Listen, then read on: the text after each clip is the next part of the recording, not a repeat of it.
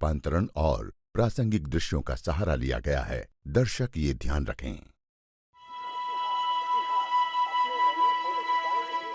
वडनगर के गौरीकुंड में हर साल जन्माष्टमी के अवसर पर बड़ा मेला लगता था। पिता दामोदर दास मोदी ने नरेंद्र को मेला घूमने के लिए 1 रुपया दिया।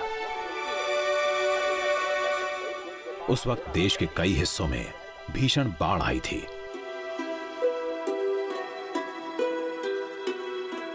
नरेंद्र ने दोस्तों से बात की और सबसे 1-1 रुपया लेकर मेले में चाय का स्टॉल लगा लिया। अपने घर से स्टोव और बर्तन ले आया। चाय बनाना तो वो जानता ही था।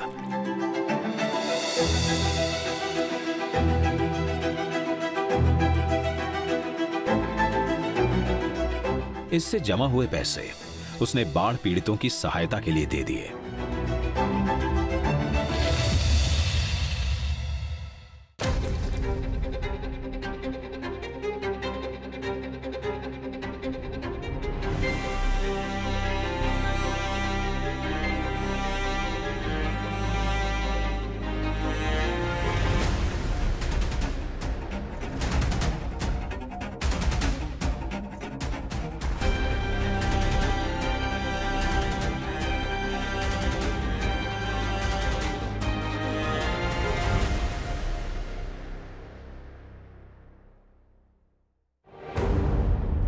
साल 1973 अहमदाबाद के LD इंजीनियरिंग कॉलेज का हॉस्टल। मेस बिल में भारी बढ़ोतरी कर दी गई। छात्रों ने इसके विरोध में हड़ताल कर दी। 23 साल का नरेंद्र भी इस आंदोलन से जुड़ गया। ये चिंगारी गुजरात में महंगाई, बेरोजगारी, कालाबाजारी और भ्रष्टाचार के विरुद्ध ऐतिहासिक नवनिर्माण आंदोलन के रूप में भड़क गई।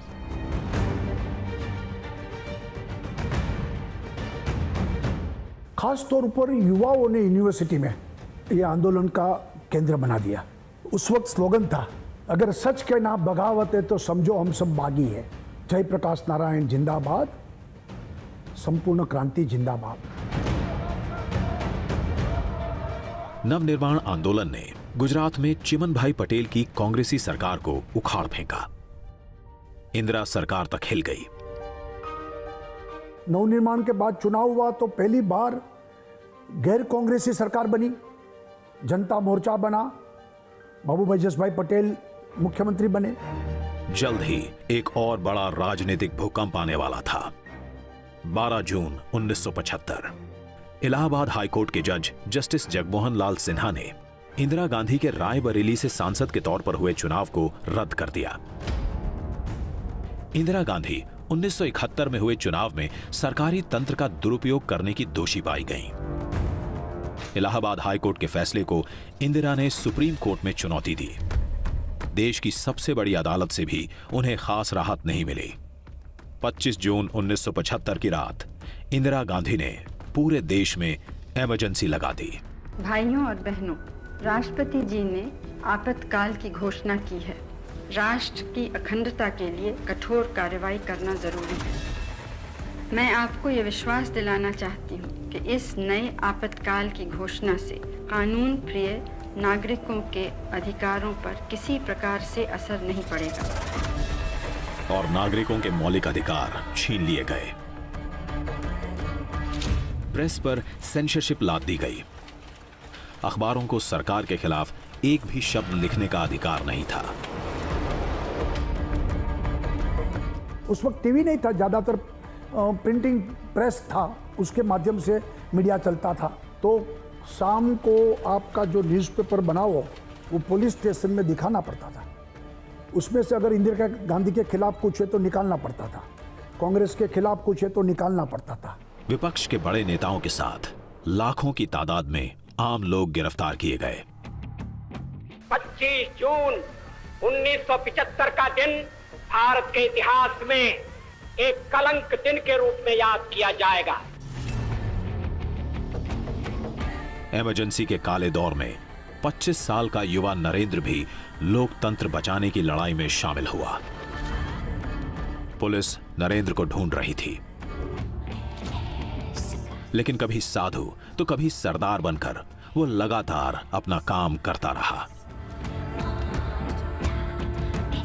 हम भावनगर कारागार में थे। मैं साधना साप्ताहिक का संपादक था और सेंसरशिप के खिलाफ लड़ा, इसलिए मैं वो कारागार में था। हम 1 साल रहे। उनको कुछ पूछना था तो वेश बदल कर आ गए वो जेल में। मुझे मिले और भी लोगों को मिले, तो ये उनका साहस का स्वभाव था। नरेंद्र गुजरात ही नहीं, गुजरात के बाहर से आए तमाम नेताओं की भी हर संभव मदद करता रहा।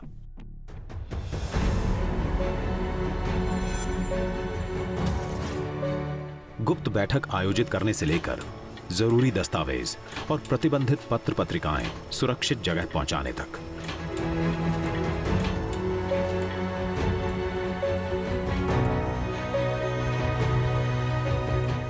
जो काम है समाज में जागृति लाने का, यानी कि अलग अलग पत्रिकाएं जो होती थी, जो न्यूज़पेपर में नहीं आते थे सेंसरशिप के नाते, तो वो फैलाना, कई ऑर्गेनाइजेशन की जो गतिविधि चल रही है वो समाज में लाना और विदेश में पहुंचाना, ये सब कार्य करने वाले अंडरग्राउंड वर्कों में नरेंद्र भाई मुख्य थे।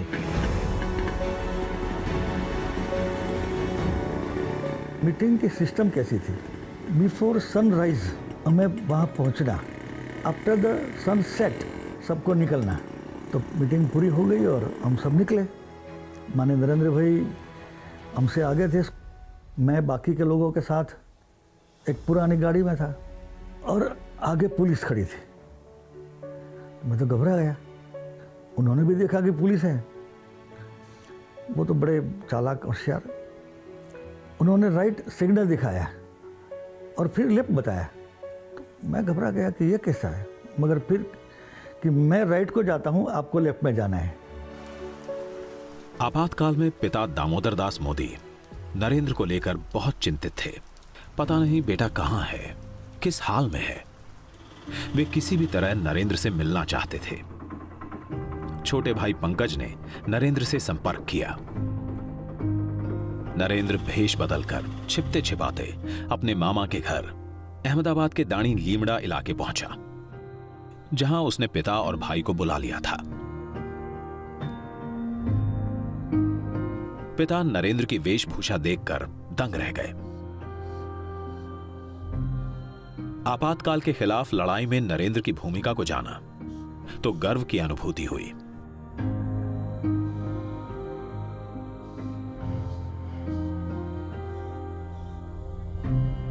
इमरजेंसी ने नरेंद्र को बड़ी भूमिका निभाने का मौका दिया। संघ के साथ ही गांधीवादी, साम्यवादी सभी विचारधाराओं को जानने समझने का अवसर मिला। संघ से जुड़े लोगों को गुप्त ढंग से जोड़ने का काम तो चलता ही रहा। अटल जी भी जेल में थे, अडवाणी जी भी जेल में थे और संघ के जितने लोग थे सब जेल में थे, बाला साहब जी। मगर ये लोगों के बीच में जो है पत्र व्यवहार के थ्रू पूरा जो जनता पार्टी का फॉर्मेशन के बारे में चर्चा होता था। 21 मार्च 1977 इमरजेंसी हटी, चुनाव हुए और केंद्र में मोरारजी देसाई की अगुवाई में पहली गैर कांग्रेसी सरकार बनी। उनके मंत्रिमंडल में वाजपेयी, आडवाणी जैसे जनसंघ के बड़े नेता भी शामिल हुए। Our decision is that you choose Morarji Desai.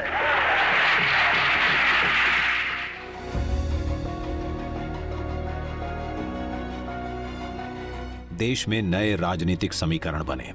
Narendra को भी नई जिम्मेदारी मिली। उसे गुजरात से संबंधित आपातकाल का इतिहास लिखने को कहा गया।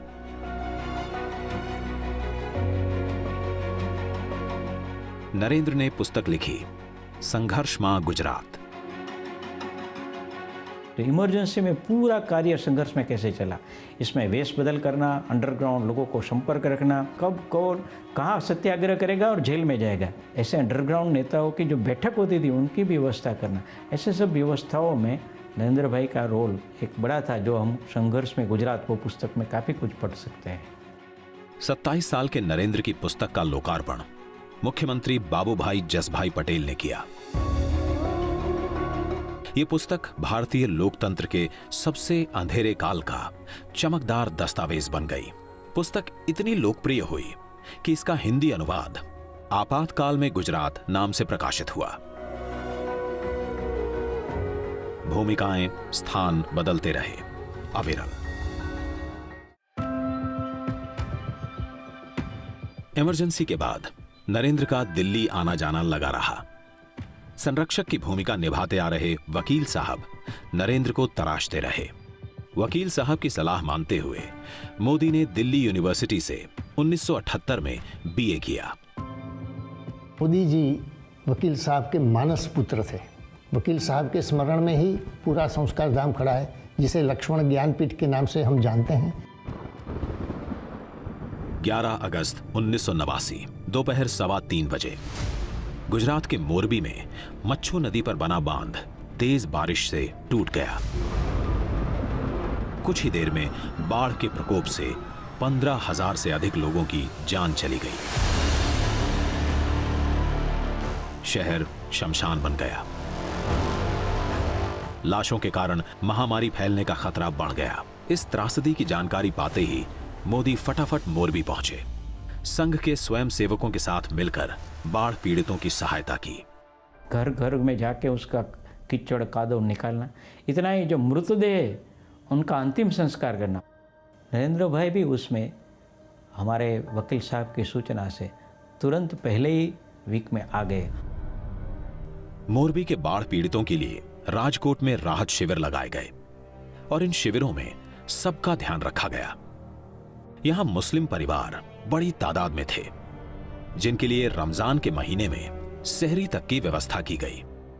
ये सब काम बड़ा कठिन था और उसको फिर से खड़ा करना, ये पूरा मेरे ख्याल से 2-3 महीने तक ये काम चला था और नरेंद्र भाई उसमें निरंतर वहां पर बने रहे थे।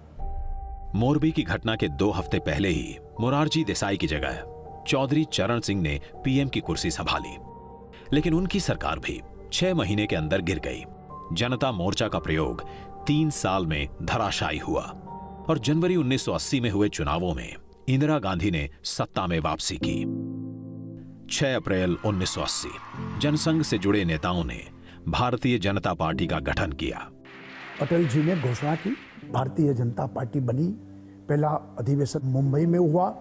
अटल जी का वो बहुत बड़ा वाक्य है, अंधेरा छटेगा कमल खिलेगा, और कमल की घोषणा हुई उस वक्त। 1981 में तमिलनाडु के मीनाक्षीपुरम में बड़ी संख्या में दलित परिवारों को इस्लाम में धर्मांतरित किया गया। इस घटना से देश भर में हाहाकार मचा। हिंदू समाज की एकता को सुदृढ़ करने के लिए संघ परिवार तेजी से हरकत में आया। देश भर में एकात्मता यात्रा का सिलसिला शुरू हुआ। देश के करीब 6 करोड़ लोगों से इस दौरान संपर्क किया गया। इस यात्रा के गुजरात में आयोजन का दायित्व संभाला नरेंद्र मोदी ने। मोदी की नेतृत्व क्षमता को नया आयाम मिला। देशनो तमाम नागरिक एक छे। देश के तमाम नागरिक एक है। इस उद्देश्य के साथ गंगा जी और भारत माता, गंगा जी का कुंभ और भारत माता का चित्र लेकर एक साथ 2 रथ देश भर में निकाले गए। मैं मानता हूं कि ये रथ यात्रा किस तरह से निकाली जाए, इसका विचार भी नरेंद्र भाई का ही था। 31 अक्टूबर 1984 को इंदिरा गांधी की हत्या से उपजी सहानुभूति लहर के कारण कांग्रेस को बम्पर जीत हासिल हुई। बीजेपी को सिर्फ 2 सीटें मिली। अगले ही साल गुजरात में विधानसभा के चुनाव हुए। कांग्रेस ने 182 में से 149 सीटें हासिल की। बीजेपी को महज 11 सीटें मिली। बीजेपी को मजबूत करने के लिए संघ से अच्छे प्रचारकों को पार्टी में भेजने का सिलसिला शुरू हुआ।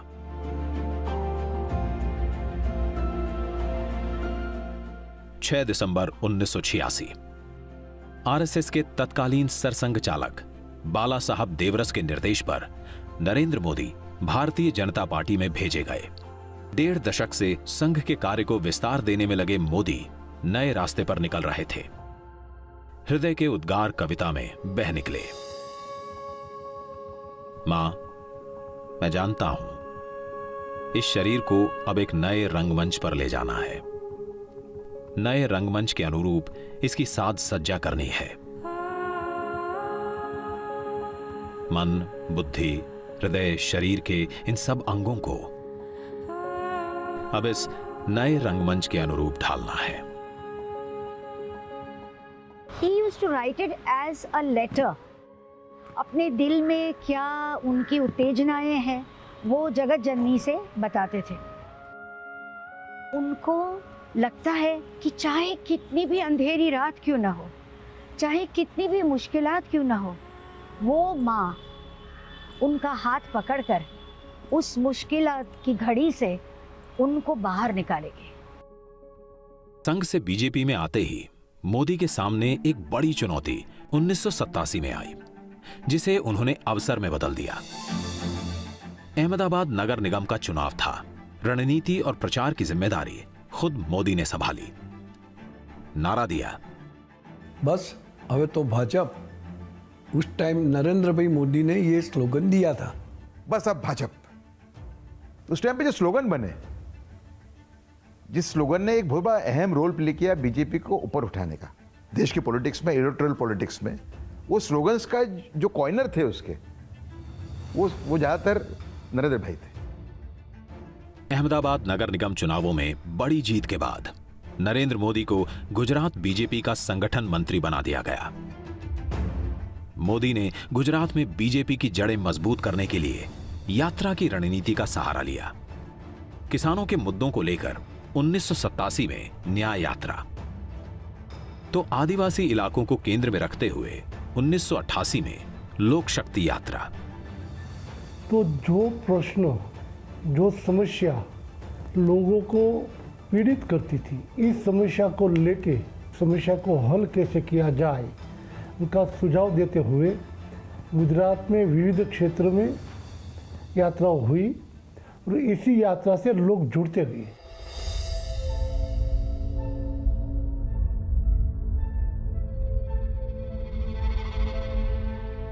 उन्नीस में ही मोदी एक और यात्रा पर निकले, भोले भंडारी के दर्शन के लिए कैलाश मानसरोवर यात्रा पर। विदेश विभाग की तरफ से पहली बार कैलाश मानसरोवर यात्रा के लिए यात्रियों का जत्था भेजा जा रहा था। मोदी भी ऐसे ही एक जत्थे में शरीक हुए। यात्रा से वापस लौटे तो सूचना मिली कि पिता दामोदर दास मोदी की तबीयत काफी खराब है। नरेंद्र तुरंत वडनगर पहुंचे। प्राण निकलने से पहले पिता मानो अपने कुमार का ही इंतजार कर रहे थे। बेटे से मुलाकात हुई और दामोदर दास मोदी ने सदा के लिए आंखें मूंद लीं। अगले ही दिन नरेंद्र नए पथ पर निकल पड़े, अविरल।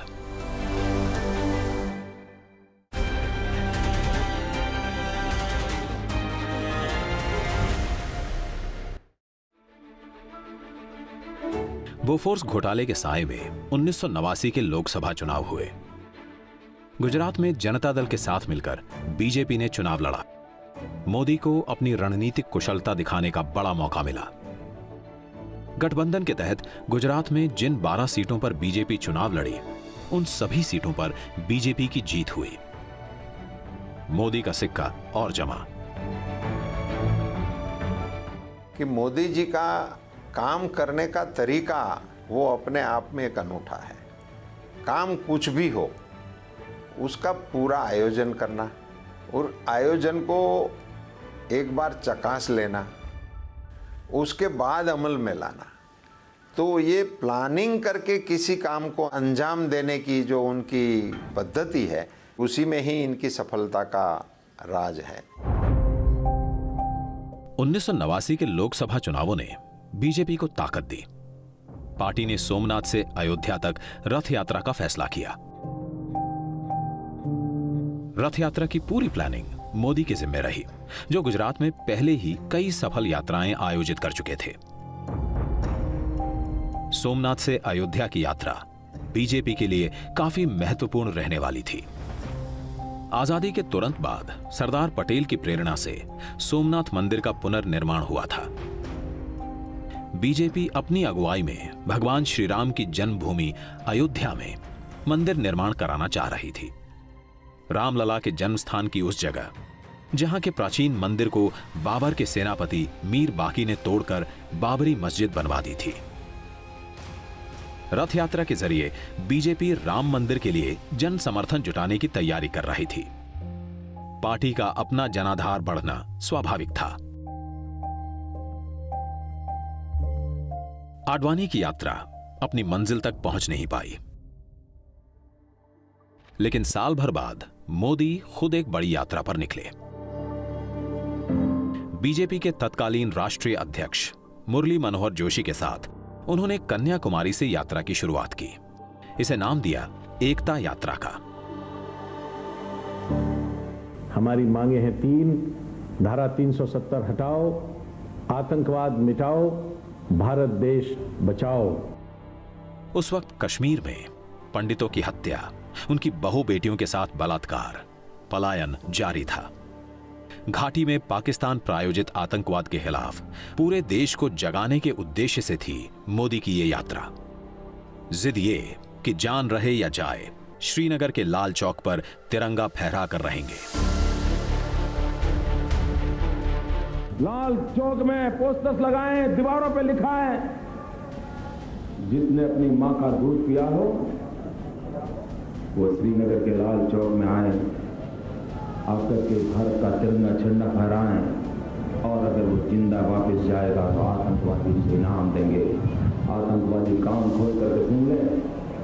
26 जनवरी को परसों, अब चंद घंटे बाकी हैं, लाल चौक में फैसला हो जाएगा किसने अपनी मां का दूध पिया।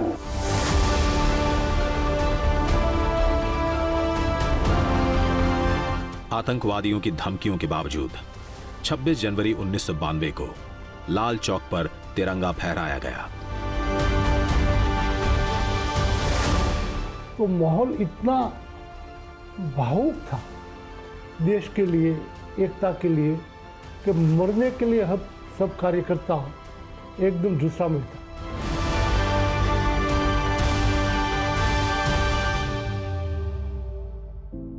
दिसंबर 1992 अयोध्या में बाबरी मस्जिद का विवादास्पद ढांचा गिरा दिया गया। गुजरात में जनता दल और बीजेपी का गठबंधन टूटा। 1995 के गुजरात विधानसभा चुनावों में बीजेपी अकेले लड़ी। जबरदस्त जीत हासिल हुई। गुजरात में पहली दफा बीजेपी की अपनी बहुमत की सरकार बनी। जीत के पीछे थी नरेंद्र मोदी की रणनीति। BJP came to power with almost 2/3 majority in 1995। सबने सोचा कि शंकर सिंह वाघेला चीफ मिनिस्टर बनेंगे, उनकी भी आकांक्षाएं थी। लेकिन नरेंद्र भाई ऐसा मानते थे कि केशु भाई का सीएम बनना वो पार्टी के लिए ज़्यादा हितकारी रहेगा, और उन्होंने पार्टी में ऐसा एक माहौल बनाया जिसकी वजह से केशु भाई चीफ मिनिस्टर बने। जीत की खुशी ढंग से मना पाते उससे पहले ही पार्टी के अंदर बड़ा बवंडर उठ खड़ा हुआ। शंकर सिंह वाघेला ने विद्रोह कर दिया। केशु भाई की सरकार में अपने समर्थकों की अनदेखी का आरोप लगाया। ठीकरा फोड़ा नरेंद्र मोदी के सर पर। तो बीजेपी के जो एमएलए थे उनमें उन्होंने एक तरीके से एक फूट डालने का प्रयत्न किया। शंकर सिंह वाघेला बड़ा तबका लेके वो चले गए यहां से खजुराहो, और उनके समाधान की बात जब अटल जी और शीर्ष नेतृत्व ने की, तब शंकर सिंह ने शर्त रखी थी कि मोदी जी को गुजरात के बाहर भेजा जाए, तभी हम वापस आके केशु भाई की सरकार को चलाएंगे। तो अटल जी ने ये फॉर्मूला स्वीकार किया, और मोदी जी तो वैसे भारतीय जनता पार्टी के समर्पित कार्यकर्ता थे ही, पार्टी जो फैसला करे उनको स्वीकार करते थे। तो इसी फैसले में उनको गुजरात छोड़ने का तय हुआ। नरेंद्र मोदी इस पूरे घटनाक्रम से आहत हुए, लेकिन पार्टी के हित में गुजरात छोड़ना स्वीकार किया। 28 सितंबर 1995 को गुजरात के संगठन महामंत्री का पद त्याग दिया। क्या हार में, क्या जीत में, किंचित नहीं भयभीत में, कर्तव्य पथ पर जो मिले यह भी सही वह भी सही।